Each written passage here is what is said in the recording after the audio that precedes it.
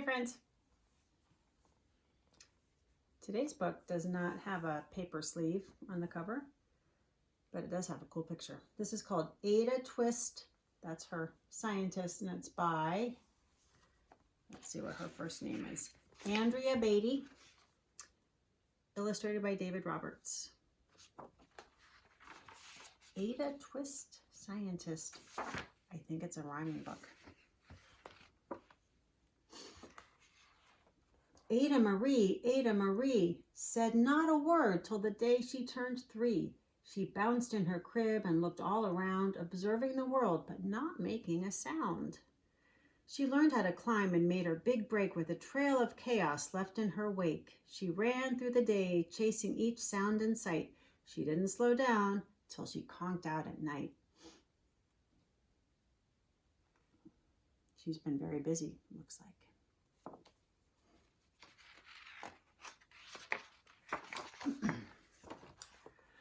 Her parents were frazzled, but tried not to freak, as Ada grew bigger and still did not speak. Clearly, young Ada, with lots in her head, would have something to say when it ought to be said.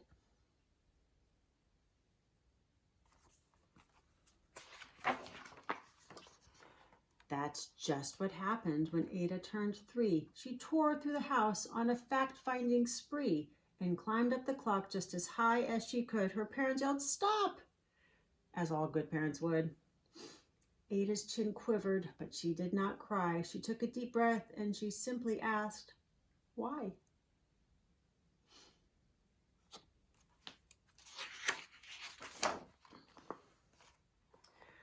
Why does it tick and why does it talk? Why don't we call it a granddaughter clock? Why are there pointy things stuck to a rose? Why are there hairs up inside of your nose? She started with why, and then what, how, and when. By bedtime, she came back to why once again. She drifted to sleep as her dazed parents smiled at the curious thoughts of their curious child who wanted to know what the world was about. They kissed her and whispered, "You'll figure it out." This says why, what, how, when.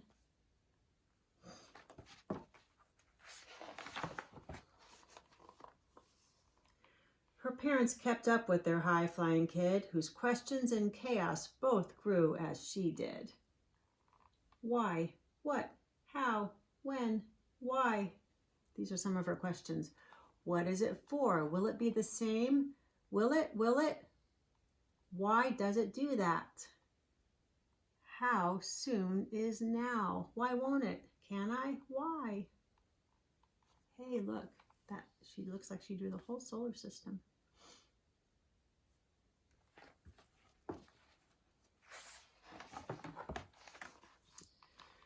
Even Miss Greer found her hands were quite full when young Ada's chaos wreaked havoc at school. But this much was clear about Miss Ada Twist. She had all the traits of a great scientist.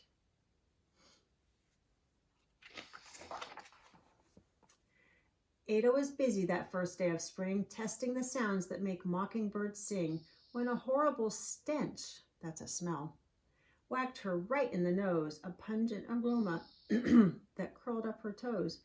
"Zowie," said Ada, which got her to thinking, "what is the source of that terrible stinking? How does a nose know there's something to smell, and does it still stink if there's no nose to tell?"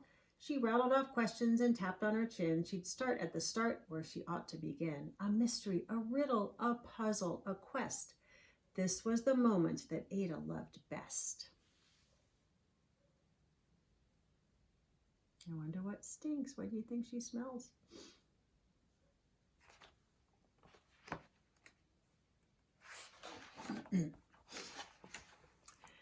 Ada did research to learn all she could of smelling and smells, both the stinky and good. One hypothesis Ada thought could be true. The terrible stink came from Dad's cabbage stew. She tested and tested, but soon Ada knew it was time to come up with hypothesis 2.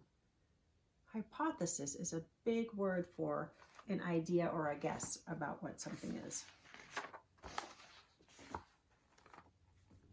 Then zowie, the stink struck again, just like that. Hypothesis 2, it's caused by the cat. The cat couldn't make such a stink on its own. It needed perfume and some fancy cologne. So young Ada tested. The test was a flop. She started again, but her parents yelled, "Stop!"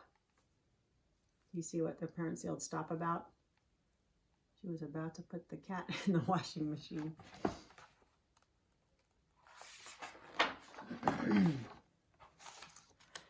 Ada Marie, to the thinking chair now by the time we count 3. Enough, said her mother. That's it, said her dad. Her parents were frustrated, frazzled, and mad. Why? Ada questioned. Her mother said no. What?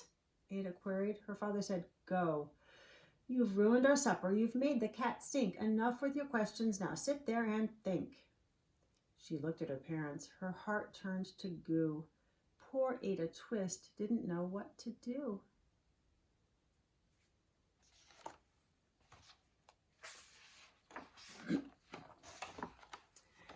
She sat all alone by herself in the hall, and Ada once more could say nothing at all.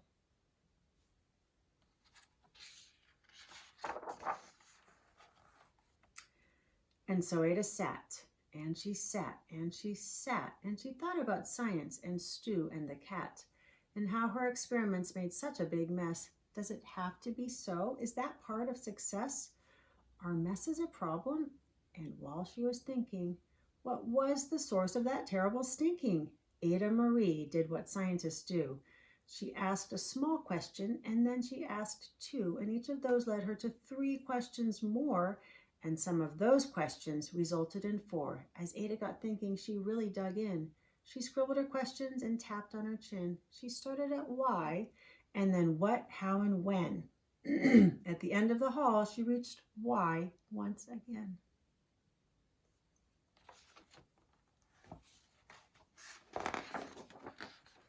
Her parents calmed down and they came back to talk. They looked at the hallway and they just had to gawk.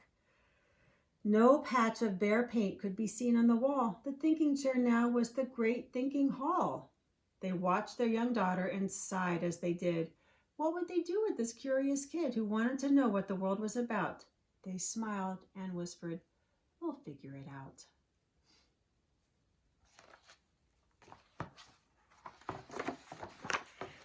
And that's what they did, because that's what you do when your kid has a passion and heart that is true. They remade their world. Now they're all in the act of helping young Ada sort fiction from fact. She asks lots of questions. How could she resist? It's all in the heart of a young scientist.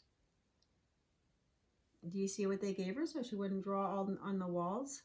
A giant roll of paper with a ladder to write on it. A marker and a giant roll of paper. That was smart. And they're also reading a lot of books about science.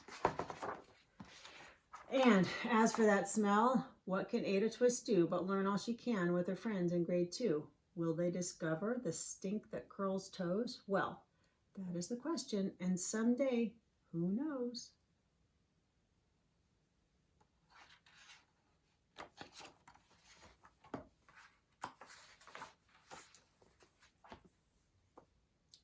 The end. Love you.